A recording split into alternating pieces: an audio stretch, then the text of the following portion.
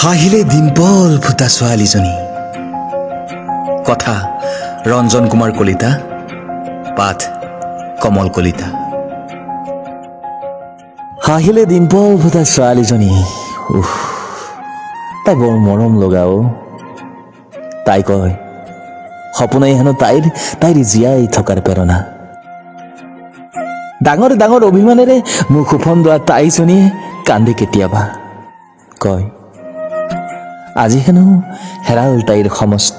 মই বুজাও আৰু তাই নুবুজে অলপো, অভিমান কেৱল তাইৰ।